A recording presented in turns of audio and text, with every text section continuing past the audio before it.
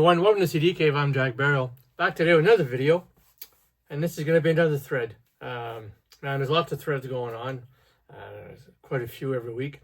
Another one I'm going to jump on. I really enjoy doing threads, especially in the last 3 or 4 months or so for some reason. I really enjoy doing them. I find them challenging, and they're also fun to do. I usually tend to, when I find out about the thread, I like to watch a few videos and just to see how the different channels are going on the thread, how they're doing it. Some of them put their own little twists to it, things like that. It's kind of cool. So that's why I enjoy doing threads. And this one here is for Christian at front to back vinyl. He had a channel before, he shut it down, and now he started this channel a few months ago. So I've been following him since he started his channel. He mostly has vinyl, which is all cool. Great guy.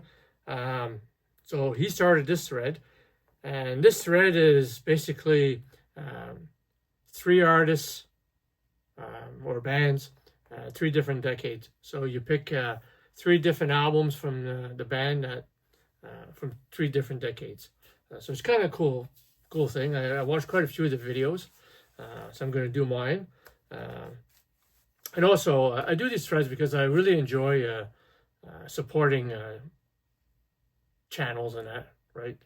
It's always nice to help out people get views and things like that. I enjoy doing that.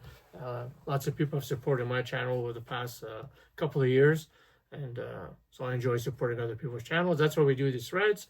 I'm actually working on a new thread right now. Maybe the next week or so I'll come up with it. So hopefully everybody jumps on it. My last one did well. Music by numbers. And this one here is called 3x3, I guess, or 3 artists, bands, 3 decades. So for Christian, at front to back vinyl. Go check out his channel. He has great stuff going on. So I decided to start with a Canadian band. So I started with Saga. And the first one I'm going to show is from 1979. Images at Twilight. This is their second album. Great album. Saw them in concert. Great stuff. This has You're Not Alone.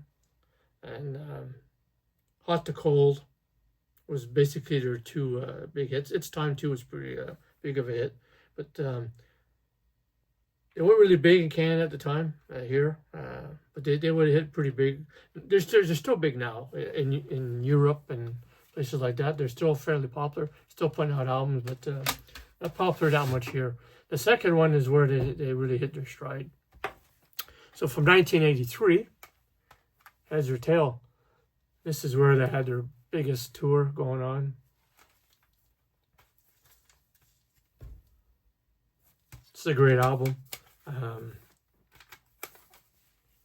The Flyer was a big hit. Catwalk, Sound of Strangers, Social Orphan is a great tune.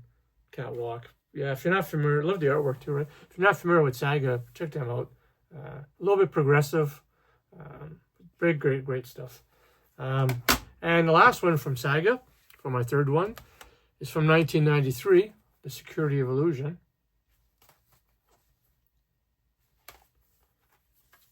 Another great album. Saw them around this period live, and they were great.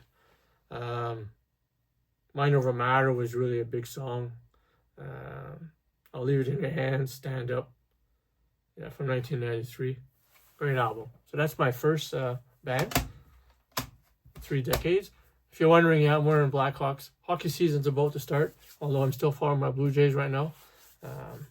But just slowly going to be getting into hockey in another month or so, 3 weeks to a month. So, okay, next I chose Kansas, and the first one that I chose there is Leftoverture from 1976. One of my favorite albums of all time. Yeah, another great album.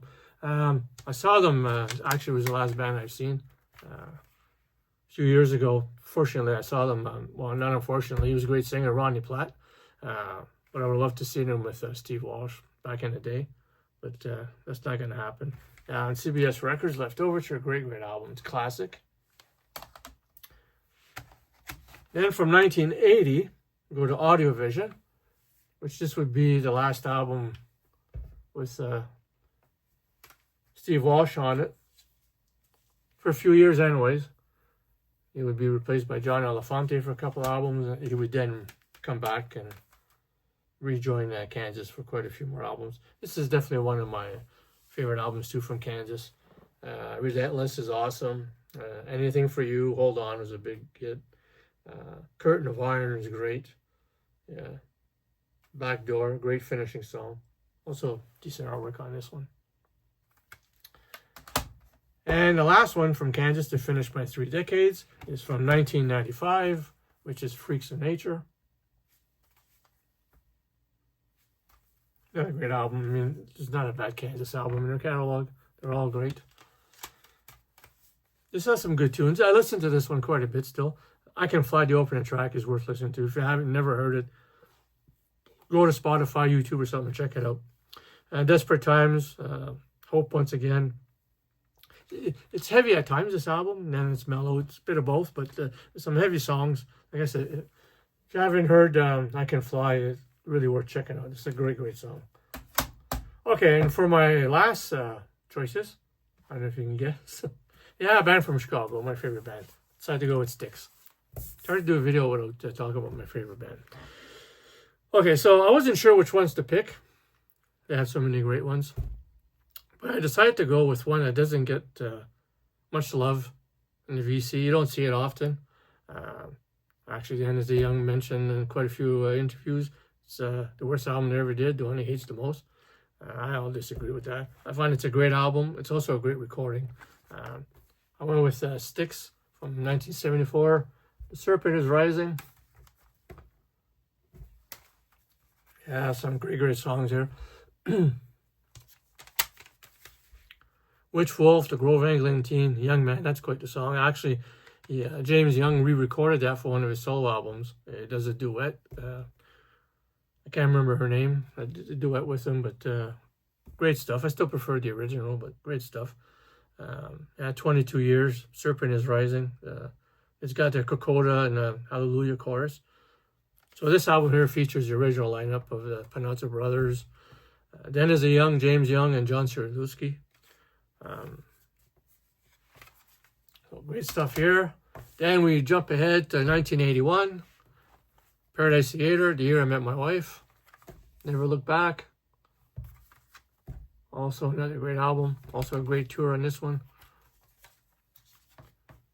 This band will now feature the Panazza Brothers, Dennis DeYoung, James Young, and Tommy Shaw that had replaced John Cierulewski after Equinox was recorded.